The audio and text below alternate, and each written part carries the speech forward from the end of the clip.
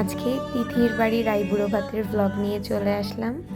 কেমন আছেন আপনারা সবাই? আশা করছি অনেক অনেক ভালো আছেন। তিথির বাড়ি গিয়ে সেদিন আমার কেমন কেটেছে সেটাই আপনাদের সাথে শেয়ার করব। চলুন শুরু করা যাক। প্রথমে তিথির বাড়িতে যেহেতু আইবুড়ো ভাত উপলক্ষে যাচ্ছি, তার জন্য কিছু জিনিস আমি কিনে নিলাম। দই কিনতে গিয়েছিলাম মিষ্টি মহল থেকে। ওই কেনাকাটা শেষ করে আমি অটো করে চলে গেলাম তিথির বাসায়। গিয়েই দেখি একটা সুন্দর কেক, যেটা দেখার পর আমার মনটা ভরে গিয়েছে। এবং এই কেকটা মিমাপুর পেজ থেকে তিথি নিয়েছে। আর এদিকে আমি সুন্দর শাড়ি পরে নিয়েছিলাম। এদিনও আমি 3 পিস পরে গিয়েছিলাম, তারপরে আমি শাড়ি পরেছিলাম কারণ ওই দিন অনেক গরম ছিল।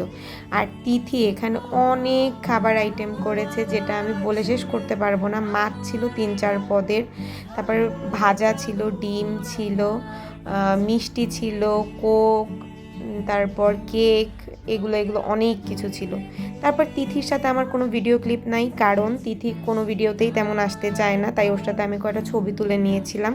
ভাগ্যিস ছবি তুলছিলাম, নাহলে এটাও শেয়ার করতে পারতাম না যে আসলে আমি কার বাসায় গেছিলাম।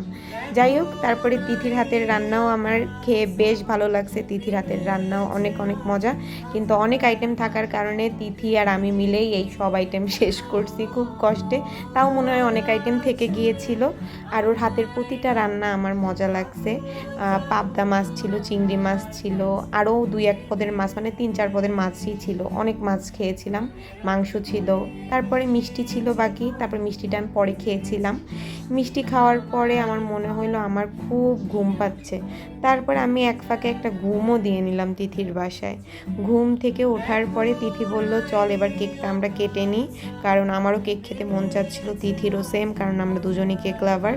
তারপরে এই সুন্দর কেকটা কাটতে না আমার খুব কষ্ট লাগছিল, কিন্তু কিছু করার নেই, কেটে নিলাম।